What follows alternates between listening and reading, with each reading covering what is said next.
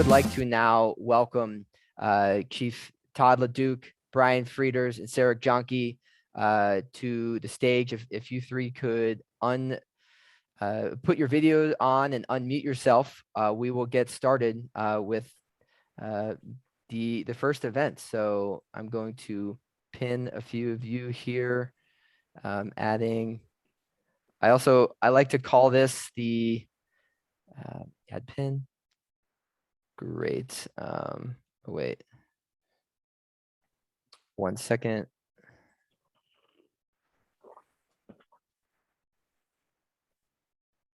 Hold on.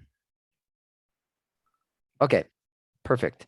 So now it is gallery mode. I like to call this my dream team. This is not the first time I've done an event with these three very distinguished speakers. This conversation here that we're exploring here today is one that is very near and dear to all of their hearts. They have some of the most amazing research and background here, and I've had the fortune of learning from them. So without further ado, want to turn it over to you, Todd, Brian, and Sarah, and I will act as moderator as needed. But excited to hear from you today. And Todd and Sarah and Brian, the floor is yours. Hey, Kevin, thanks for inviting us. It's an honor for each of us. It's a special treat, I know, to join our colleagues from those of us on the East Coast. I'm saddened that we can't do this in person. Having been to the islands, such beautiful, beautiful land and people. But I know we're thrilled just to have a great dialogue today, and we're going to keep it fairly short and tight so we can do questions and be interactive. And I think everyone will just introduce themselves. So I think Sarah is going to kick us off and kind of give us the lay of the land, and she'll pass it off from there.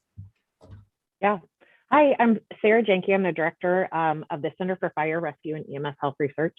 And I have to say that I'm not sure how we're going to top the welcoming and opening performance with the music. So I almost think that we would just all be better to sit back and listen to more of that, because I think it might be better for our mental health. But I was texting Sarah and Brian in full disclosure that my two dogs were actually fully engaged in singing along. So you get a home run when you get an audience like that. Yeah, no, that was beautiful. When you compare that singing to what we have to say, I'm like, our conversation's done. I don't want to listen. I don't even want to listen to me. Tough act to follow for sure. Hey, don't cut yourself short. But agree, that was some amazing performance. It was, and I would also agree that I would much rather be there than not that I don't enjoy virtual from Kansas City, but and I want to start because I'm going to talk a little bit about cancer research and kind of what's going on and where things are headed. But I do want to thank first. We have done a couple of our studies in the past with a few fire departments in Hawaii, and so I just want to say thanks for anyone who has participated in any of those projects, because there is a really nice growing area of research is firefighter health research. So about now almost 15 years ago, FEMA started funding. Post 9/11, they started funding research on firefighter health. With after the towers, there was a lot of emphasis and awareness that firefighter health was important and that it was different than kind of other health issues. If you look historically, there's been a pretty good body of literature on like the DoD. Military health research has been consistent for decades, and there's a ton of funding for that. But there's been a lot less with firefighter health. So AFG has done a good job of promoting that, and they have a very small pocket of money in the grand scheme of things focused on firefighter health, but they've done some awesome things with it. And in terms of the research that's out there and kind of like what's up and coming and what's new, there's a lot of great research looking at kind of on the epi side of things, just that there is an increased risk of cancer among firefighters. And it used to be, there were several different studies out there, and it would be, the Daniel study came out, which was a NIOSH study, 30,000 firefighters, Chicago, Philly, and San Francisco, and looked at increased risk of cancers, and where there were about 7-8 cancers that were elevated in that group. There were some other studies that smaller studies, and then there were a couple meta-analyses that combined those, and kind of across the board, 10 years ago, we thought there were maybe 4 or 5 cancers that were elevated among firefighters. And as more studies have been done and as more meta-analyses have been done, combining those studies and weighting them, most cancers, I would say, we're finding elevated. And for a lot of, I mean, if you look at what's on the fireground, NFPA just put together a report that we helped with, where we looked at all the literature on firefighters and fireground exposures. And like it's a long PDF report. I mean, don't read it start to finish, but use it as a reference point because it's incredibly boring. It was interesting and boring at the same time to put together, because there is a growing body of literature and a lot of good studies basically documenting the carcinogens on the fireground. And it's everything from, your standard, benzene, which you would expect, to, everything, PFAS, and there's some really cool studies on that, looking at like PFAS in blood, those types of things. But the good thing is, now that we know that there are these exposures, then we can start looking at how do we prevent them, what types of things can be done. And so a lot of work is going into looking at like things like gross decon. So the work out of University of Illinois and UL, now we know that gross decon on the fireground, even if it's just soap and water in a brush with gear, can decrease the carcinogens on the gear. Wipes, definitely. The shower within the hour idea, looking at things like the changer, wash your hood Sunday, or changing hoods, basically changing hoods more frequently. They're able to look at research on getting the exposures reduced as much as possible, basically, is what we're encouraging. The other thing that's interesting that's coming out of this too is that the implications of it is not just cancer. So we actually put, and I saw it come through today, our second article looking at miscarriage rates in the fire service. And we actually found that miscarriage rates for women were higher than the general population. The study that was published today actually found that rates of miscarriage among volunteer firefighters was even higher than among career firefighters.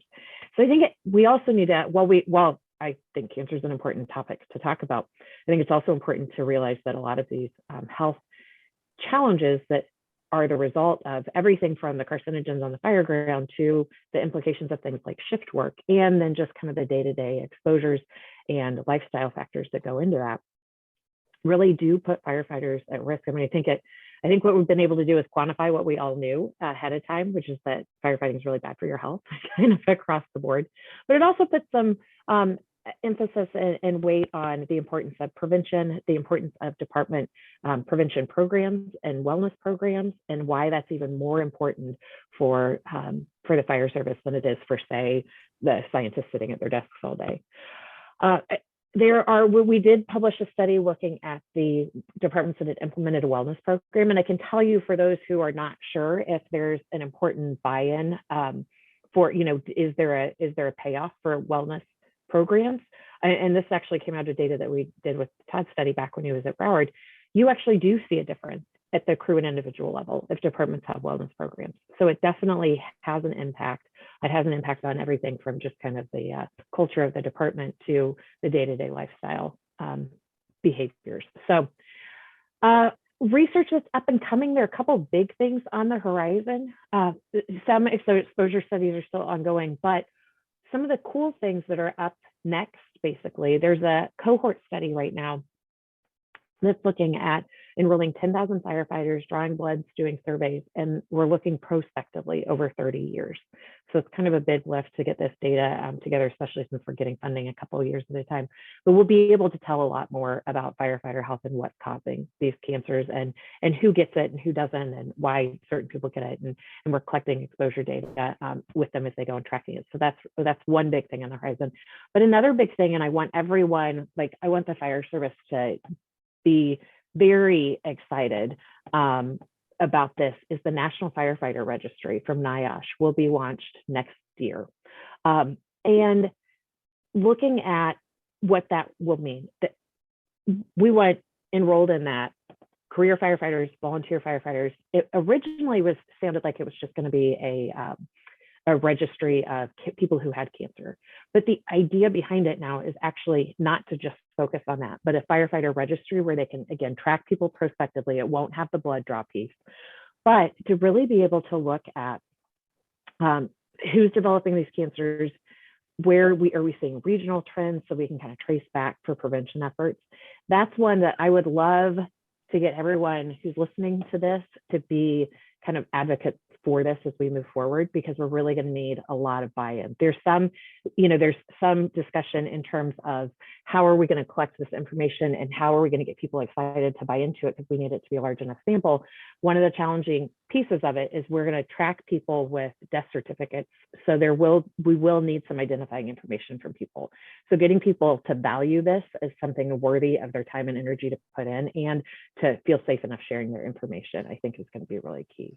Todd asked me in the panel to expand on lifestyle factors a bit. And I think, so like I said, firefighting is bad for your health. You're going to be exposed to carcinogens, but it makes all those other health behaviors even more important.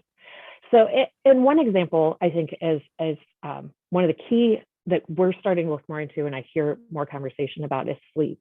So we know, like for prostate cancer, that shift work in and of itself is classified as a carcinogen, right? So it increases the risks of several different cancers, prostate cancer in particular.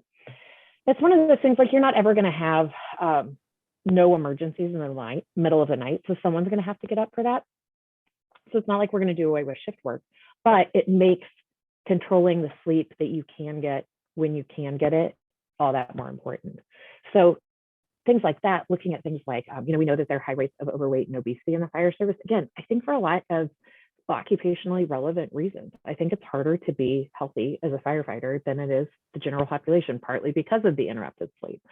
But those types of things, if you think about the increased risk from like obesity to cancer, if you have that increased risk, and on top of that, you also have the fact that you're a firefighter exposed to carcinogens, it's just exponential. So I think that's another area that we are doing a lot of research, a lot of other groups are doing research into really understanding, how can we be a more health promoting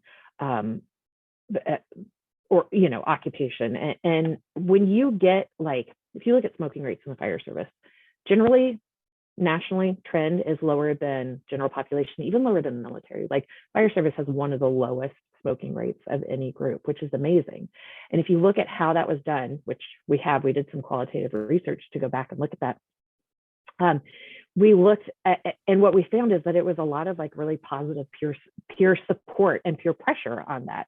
That it was, and my example is always that we would do these focus groups, and when the topic of smoking came up, if there was a smoker in the room, like that poor person, because I would say, let's talk about smoking. And if there was a smoker in the room, everyone in the room would like turn and stare and be like, well, this asshole, da da da da da da da. And I think we just need to work on shifting the conversation on all of those other topics, to really help people in the fire service to see themselves as occupational athletes. It's a different kind of athlete, but what you're called on to do is, there's a great video, and it's I'm horrible at pop culture and sports. There's a football player, and I'll look it up while Todd's talking and put it in the chat, or have him say it. But a football player that did a thing where he showed what it was like to do basically a training in gear, and compared it to being a football player, and talked about how much more challenging it was. So I will share that with you, and I'm just proud of myself for knowing it was a football player, because that's like the sports ball thing. And so I'm going to pass it off to Todd so he can talk about but that's what I see as big research and where we're headed next. Thanks, Sarah. Much appreciated. Todd. Hey, thanks, Sarah. There's so much research going on, as you mentioned, and our knowledge is evolving so quickly. And I know that was a lot in a short amount of time, but I think framing it, that it's really the two issues, right? It's the carcinogen exposures, which are primarily pulmonary absorbed, so respiratory protection, and dermally absorbed. The one thing I don't hear a lot of people talking about, and Sarah touched on, all the practices that we have out there to be able to remove those carcinogens. But for those of you that have an EMS background or component to your system, you'll all remember, with stroke, we talked about time is brain. With heart attack, we talk about, or acute coronary syndrome, time is muscle, heart muscle. And for us as firefighters, getting that carcinogen material off of our bodies, that is time is survival for us, because once that's absorbed, you're off to the races. All that carcinogen laden material, it gets absorbed into the bloodstream, gets circulated by the lymphatic and vascular system, and starts hitting and penetrating target organs. So we can't underestimate, and we're not doing an exposure reduction piece today, but I just want everyone to keep in mind, whatever practices you have in place, time has to be a critical element. I want to apologize to Sarah in advance. I told her I wasn't going to use one slide. And I may not, depending on if I can pull this off. I want to, if I can, just show you. Can you all see that? No. Did you click share screen at the bottom? I did. Let me try it again.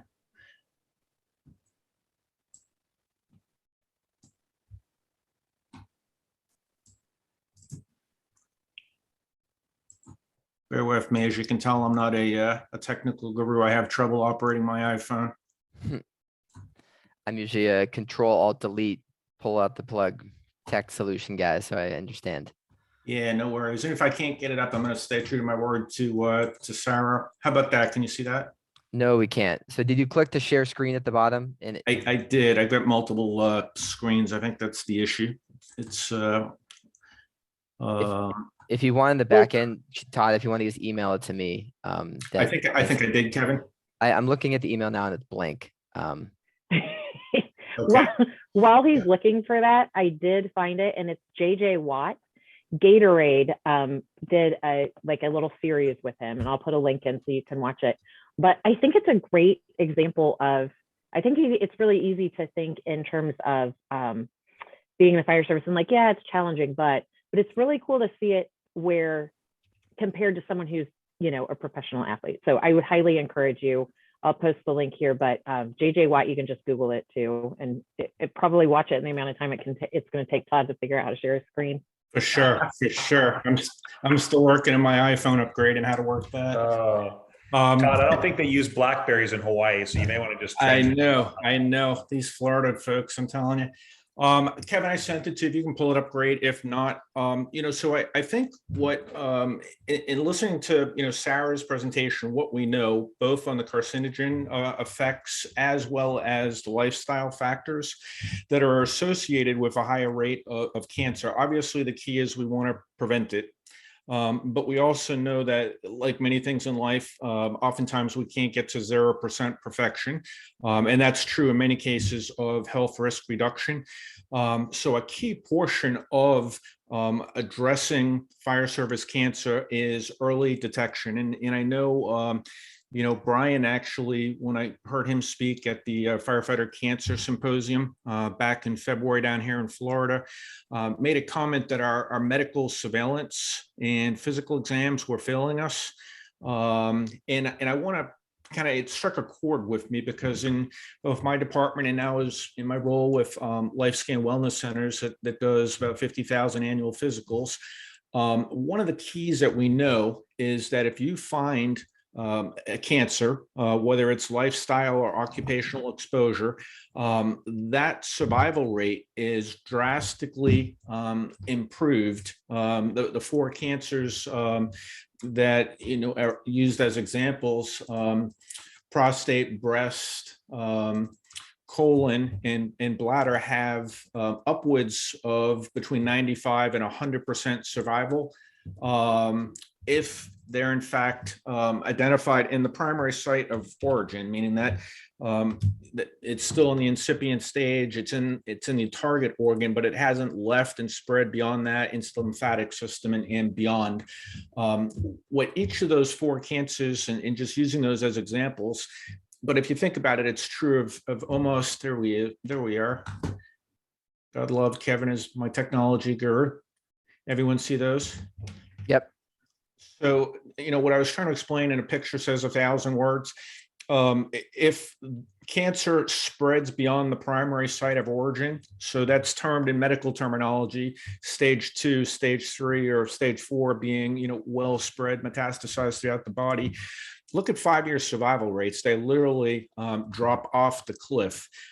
So the one thing that we need to be doing as a fire service is making sure we're getting occupational annual firefighter exams that are built around firefighters. If you think about many of the exams that we get when we go to our physician or our primary care or whoever is following us, oftentimes we don't look for things until symptomology is present. And unfortunately, in the case of cancer, and many times that spread has already occurred and survival goes down drastically, as we can see. So the second slide was just, obviously that's the most important piece. We want to make sure that if we can't prevent the cancers, we want to find them at the earliest stage and make sure that we have powerful outcomes and families are least impacted, and the brother and sister firefighters can get back on the job cancer-free. But we also know from this study that was done by the RAND Corporation, looking at the NIOSH study that Sarah mentioned in her piece, they did some number crunching, and this really shouldn't surprise anyone. It's a lot, not only better outcomes to find cancer early, but it also is a lot cheaper to treat and manage. So unfortunately, NFPA has looked at how well we're doing as fire service in terms of implementing robust health and wellness programs. And without doing a deep dive, suffice it to say, the data says we have a lot of work left to do. I do this all the time. It's virtual, so I'm not going to ask anyone to do it here. But just think in the back of your mind, when I ask doing presentations, how many of the attendees have some type of a preventative maintenance program for their apparatus? If you do, stand up. Kevin, what would you think? How many would you think are standing when I asked that? The poll tells me 50%. Actually, almost 100%, believe it or not, for apparatus, right? Oh, So think, excuse me, apparatus. Yes. yeah, 100%. apparatus, and then you're right on spot for 50% on wellness programs and physicals. But think about it. We would never, I would hope, as a fire service, would put someone in an apparatus that has no brakes or spongy brakes, that has bald tires and bad windshield wipers, and let them transverse across our service area. So Todd, you're saying we spend a lot of time and effort making sure our trucks work. Why don't we do the same for the humans that operate the truck? Exactly. And Kevin, you're exactly spot on. When I asked that same question, and the IFF has done some survey research on this, and the numbers hold out, but I just like to, it's so powerful when we're in person and you ask that and say, for those same people that sit down now, and if you have a very robust annual physical and you have a very robust holistic health and wellness program, please stand up. And you're absolutely right, only about 50% do so. So that doesn't make sense to me. And I think we still have a lot of work. That's not placing blame with anyone. It's just the reality that we need to put as much emphasis on our members as we do on our apparatus. And then I just want to close, again, picture says 1,000 words. This is Sean Ryan. He's a firefighter in Albemarle, Virginia, and was having an annual NFPA 1582 exam for several years. He then switched to, again, this isn't meant to be an infomercial for LifeScan, but switched to our physical, and we adopted utilizing some enhanced imaging. And he was, and I've got several of my colleagues with the same scenario, found a latter stage kidney mass. It turned out to be cancer, and unfortunately a standard physical, because he was asymptomatic. So we had whether it was an occupational, cancer, they believe it was, but early detection, making sure, that Sarah went through it. We know our risk and our mortality, the data tells us, is higher from occupational cancer than general population. So making sure we tailor our prevention programs and our medical evaluations to that elevated risk. So I just want to plant that seed, get people thinking. And again, folks like Sean, and this is going to be my handoff to Brian, folks like Sean and my colleagues that that had asymptomatic cancer finds to their annual comprehensive physicals. We're blessed to have resources out there like the Firefighter Cancer Support Network, because, you can imagine, I've never had it said, but, when I talk to folks, when you hear that word cancer, your whole world falls apart. So Brian's going to talk to us a little bit about folks like Sean and other brothers and sisters, and kind of what resources his organization brings to bear. And thank God we have organizations like Firefighter Cancer Support Network. Todd, thanks. And Sarah and Todd, thanks for being on this today. I think what both of you provide is some really valuable information for those that get diagnosed with cancer and really trying to understand the root cause of it and what we can do to prevent it. I usually have, when we have these conversations, we talk a lot about prevention. We talk a lot about medical exams. We talk a lot about science and research. But, for me, I'm somewhat more of a pragmatist, and I'll just pose the question to all of you is, what are you doing to prevent cancer in your organization? And if I walked into your fire stations today, how many of you would I be able to see, or how many of your stations would I see dirty turnouts, some sort of a diesel exhaust capture system that's not connected because I forgot, or it's too inconvenient, or it's broken, hasn't been repaired in 3 months? How many times am I going to walk in and see people that are chewing tobacco, smoking cigarettes, and doing whatever else they shouldn't be doing in your organization and in your station? How many of you am I going to see that? And so it begs the question to me, we can do science all day long. We can come up with all sorts of reasons why we're getting cancer. We can give you all sorts of great solutions like LifeScan or wellness exams or medical exams, and come up with all this wazoo equipment. And if we're not doing it and we're not being responsible enough, and if you're allowing that to go on in your station, perhaps you might be the problem. And forgive me for being blunt about that, but and Todd mentioned this in Florida in February. I said, we're failing. We know we have a pretty decent idea of what's causing us to have this risk of cancer in our jobs. Yet every time you put on something in social media, you see somebody not wearing an SCBA during overhaul, or they're attacking a car fire with no SCBA. They're taking pictures of themselves in their dirty, filthy turnouts and their melted helmets that have been like that for 3 months. And it really makes you wonder, what are we doing here? I've made the comment, and I'll make it again. Our culture and our behavior is killing us. And until you realize, and until we embrace the fact that the things that we're doing, that we 30 years ago when I started in this business were accepted things that we did, until those are dispelled, we're going to be in this same boat. All of this wonderful opportunity that we have to change things, I think we're doing some of that. It's not a total failure, but I'll tell you right now, and I think all of you would agree, that you can witness bad behavior almost every time you put on that uniform. And it's really a challenge, and it's really discouraging, because you see this across the country and you're thinking, you just want to take them and slap them right across the head and go, what are you thinking? So for me in the Firefighter Cancer Support Network, we started 16 years ago. We've helped over 11,000 firefighters, educating them, helping them when they get diagnosed, providing them mentors. That's what we do. We help people when they get diagnosed on their darkest day. And many of you, if you've experienced cancer in your family, or you yourself have experienced cancer, the worst part of it is the fear of the unknown. What do I expect? What's going to happen next? And what we do is we provide you someone who's also a firefighter who's been through a similar cancer in our network. We'll pair you up with that individual and help walk you through your journey and help you navigate it a little more easy than you otherwise would have all alone. We'll send you this really cool toolbox, and it's literally a plastic box from Office Depot.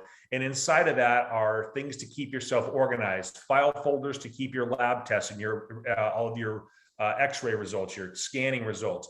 It has a business card holder for all the providers you're going to see. But most importantly, in that toolbox, there's our book called The Survivor's Guide to Firefighters and Cancer. And that Survivor's Guide is a 250-page spiral-bound book that gives you everything you need to arm yourself for your journey. It talks about the different types of cancer. Our friends at the American Cancer Society were kind enough to lend us their literature to republish. We have in there some testimonials from several firefighters who have been through cancer that are encouraging to you. There's a section in there about what about caregivers? What about the people that are going to take care of me during my journey? What should they expect? What should we tell them? What do we need to do to help prepare them? There's a section there about questions to ask your doctor. When you hear the diagnosis, I have cancer, your mind is shut down. Everything is over. You drift off to Cancer Island, and there's nothing that's going to change that. You need someone who's there taking notes for you, or you need a list of questions to ask your doctor so you know exactly what to expect. So all this book does all of that. It's got a journal in it. It's got all sorts of stuff for you, and it really helps you chronicle your journey so you keep track of everything and everybody knows what's going on, including you. It's a valuable resource we send to you. It's free. We don't charge anything for this. So I think that having that ability to know that the Firefighter Cancer Support Network is here for you, and taking some personal responsibility, and especially if you're chiefs and chief officers, and I was one, so believe me, if you're walking into your stations and you're seeing that kind of crappy behavior and you're not saying something about it, those things in your collars might as well be toilet plungers, because that's about as good as they're worth. You got to make a difference. You got to stand up for what's right, and you can never go wrong for doing what's right. So if you see that kind of behavior, you got to stop it. That's what's going to solve this problem. That's going to help us stay healthy. That's what's going to protect our brothers and sisters. Together, we can make a big difference. Thanks. Kevin?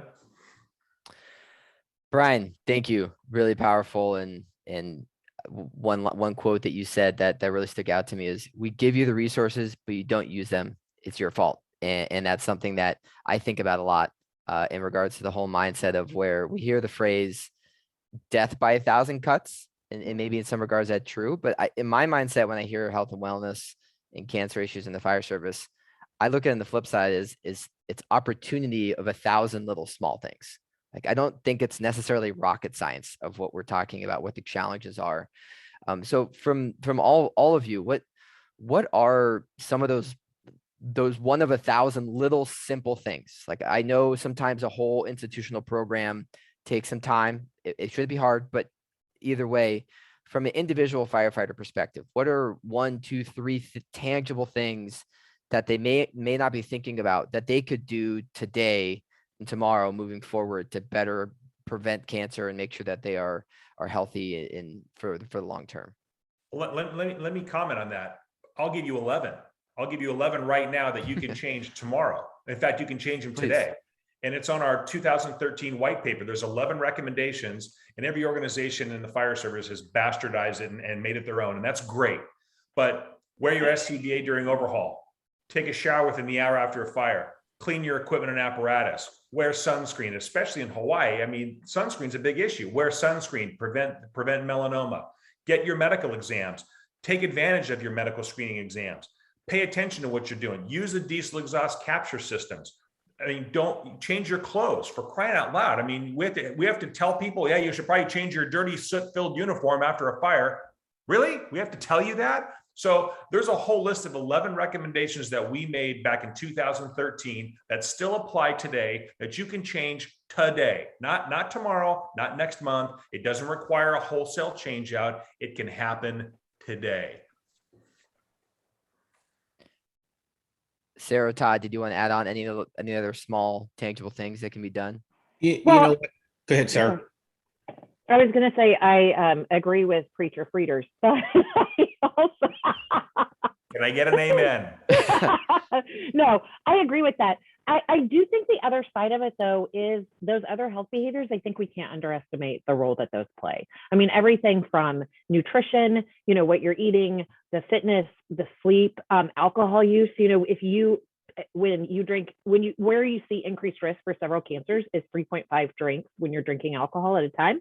And when we've done national studies of the fire service, including a couple departments in Hawaii, on average, when firefighters are drinking, they're drinking 3.5 drinks.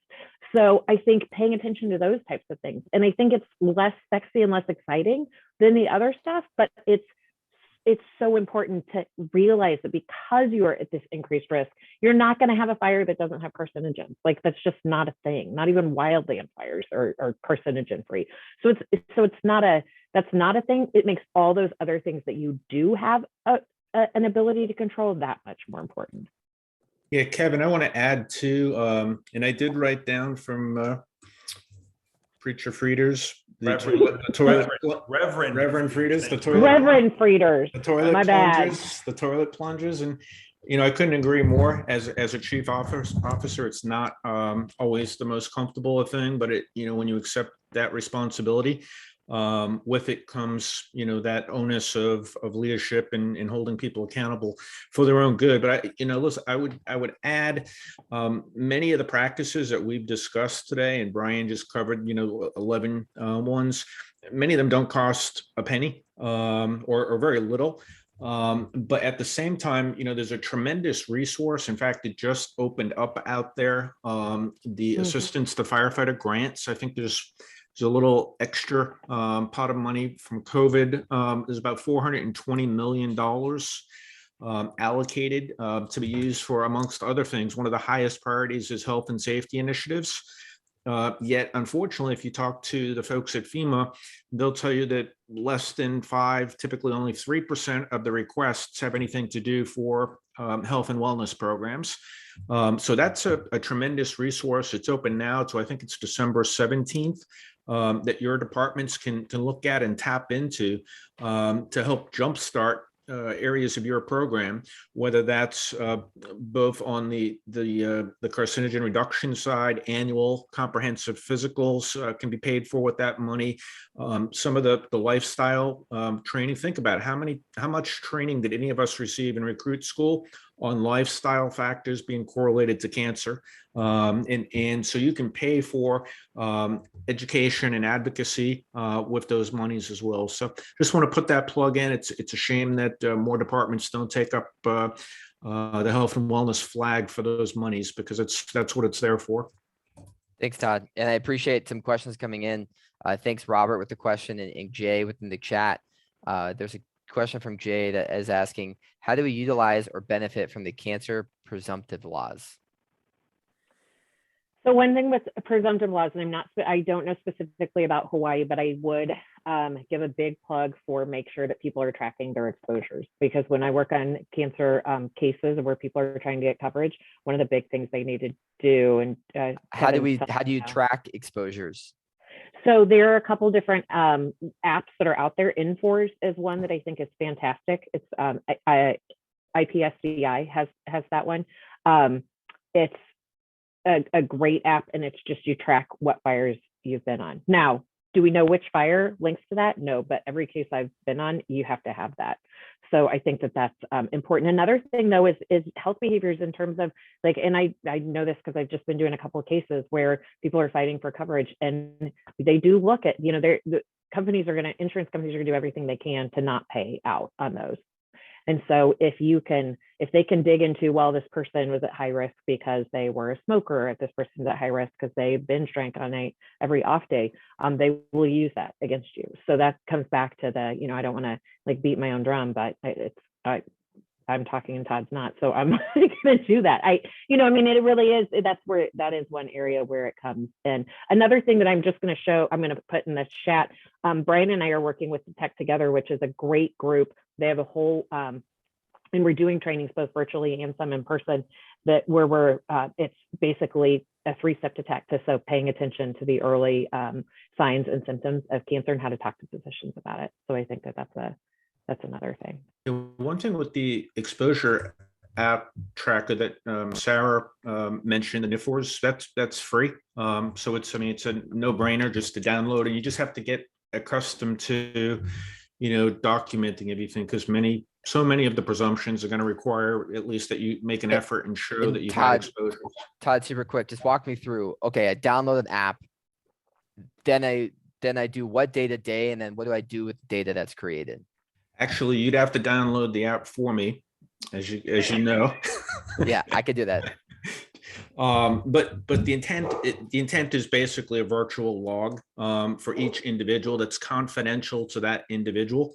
So instead of keeping a paper log or having to go through electronic or paper record medical system or incident system over years of a 30-year career, this allows you to document every exposure. So what tasks you were performing on a fire, how long you were exposed potentially.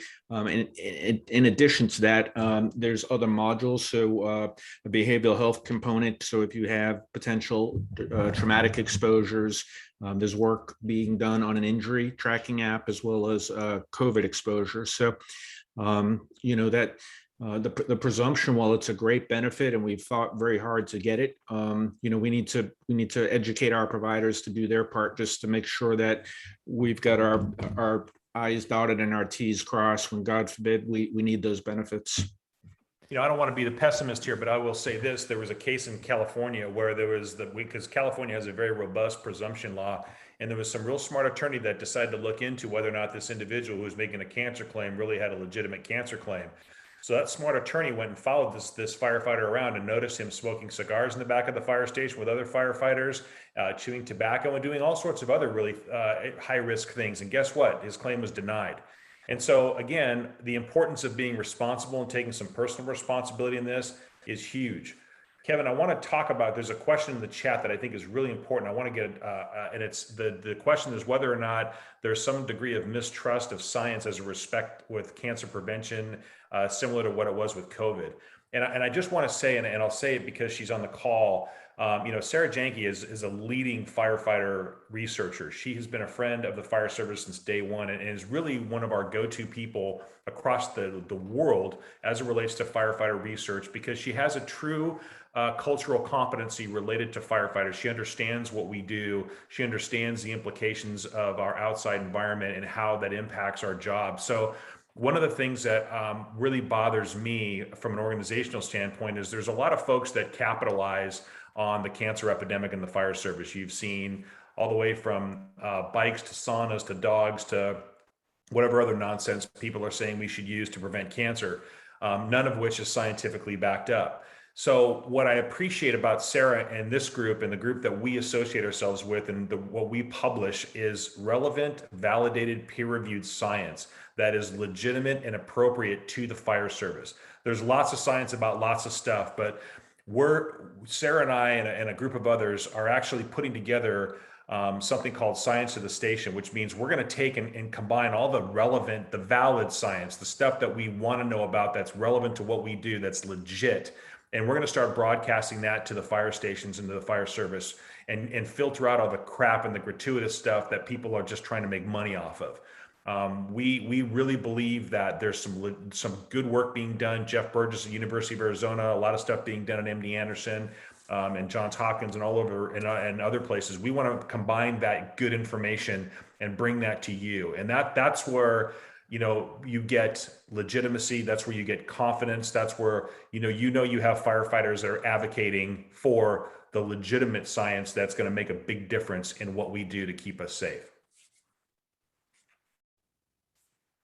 Brian, great hot take. And we've got 2 minutes left. I might go a little bit over. And we do have a whole event later about COVID, but I wanted to get your hot take about this. Where do you think COVID has made the fire service more aware of cancer issues in the fire service? From my perspective, it seemed like when COVID started, it was like, hey, we should really be aware of all these different things firefighters are surrounding themselves with, especially with the rise of masks and cleaning. But do you think COVID has helped or hurt the conversation around preventing cancer in the fire service? Todd, you're on mute. Thanks. I'll take a stab at that. Having working for a company that's in 26 states and sees 50,000 first responders a year, if there is a bright silver lining, if you can call it that, of the pandemic, is anecdotally I've noticed that it's raised the attention to firefighter health and wellness, not just specific to the impacts of COVID, both immediate and long-term, but the recognition that we need to do a better job taking care of our people. Bruce Varno, some of you may know, came out of Phoenix Fire in the early 70s with Bruno. I did a podcast with him the other day, and I asked him where he thought we're at, and his thought was we're about 75% improvement from where we were back in the 70s with health and safety. But I think COVID hopefully has elevated the bar, not just on cancer detection, but across the spectrum of taking care of our people. Thanks, Todd. Sarah or Brian, just kind of final last minute thoughts and comments to that. I would agree. I think that there have been a lot of challenges, and I think in some ways, someone asked the question in the chat about does that, are people, more concerned about or less likely to follow science given like the whole debate in the public field around COVID. And I do think I share that concern. Yes, absolutely. But I also think that there's a lot more conversation about science. I mean, people now know what an epidemiologist is, where, for decades, like this is the moment to shine for epidemiologists. We just can't spell it. You don't have to. You just say epi, and that's all you have to say. But so I think that, it's the perfect opportunity to like educate people and help people know both what is what we do know from science and what we don't. Like there's a limit to any publication. Like the summary will always say more research needs to be done, and that's not just because of job security. Like there is always more research that needs to be done, and so I think it's really requiring science and scientists and the fire service to really to say here's what we know and here's what we don't know. Thanks, Sarah. I'll tell you what I think about COVID. I think COVID, I know we're done with time, but I think COVID is just one more example of how durable the fire service is. I mean, we changed everything. We did things that we never, ever thought we'd have to do. We embraced change like nobody else has ever done. And you know what? Every single day, firefighters showed up to work. Every single day, firefighters, despite the effort, despite the risk, despite the implications to their own health, they showed up for work every single solitary day. And you know what? You can't say that about everybody else. And I'm proud to be part of it. And I'll tell you something else. If we can overcome COVID, amazing things can happen from here. And what we've learned from what we've had to do with COVID, I think translates well into cancer, the cardiovascular risks, and all the other sorts of stuff that we're going to encounter in the future. So I couldn't say that COVID has been bad for us in that sense, but I think it's taught us like, whoa, we need to adapt and we need to embrace change quickly and adapt quickly. Thanks, Brian. So I want to give you all one last 30-second max final hot take, mic drop, whatever it may be, in regards to summarize or give a call to action or a question or a challenge. Brian, you want to start us off? Are you wearing bugles or are you wearing toilet plungers? That wasn't even 30 seconds. I don't need 30 seconds. You take more time blabbering, so I thought I'd give you some extra time. The executive summary. Sarah? I think my mic drop is the decisions that are made every day. It's not a one thing. This is a process, and it's all these things are interrelated. And the only way to start is to start with one thing. Whatever is the thing right in front of you, do the next right thing to improve health and wellness for you, for your department, all those things. Thank you so much. And Todd, final. Yeah, I would echo both of my colleagues. I think hopefully we planted a few seeds maybe today. I would encourage that no organization or individual, I don't believe, is perfect. So take this opportunity to go back both at the individual level and at the organizational level and do an assessment of where you're at. And if there's areas that need to be beefed up and improved upon or implemented that you just haven't gotten to, use this opportunity. It's when you go to a adult learning opportunity, whether it's inline and visual, you hear a lot that's said, but oftentimes not a lot of it gets implemented. So I would take this opportunity to go back to your shop and do a gap analysis and then take next steps. Todd, Sarah, Brian, thank you all so much. As I mentioned, we put the links in the chat as well as their LinkedIn's. Connect with them on LinkedIn. Brian, Todd, Sarah, all here to help and support you. And Todd, like you said, we're planting some seeds here today. So even if you're thinking about it, something else in a new way, that was a win. So thank you all.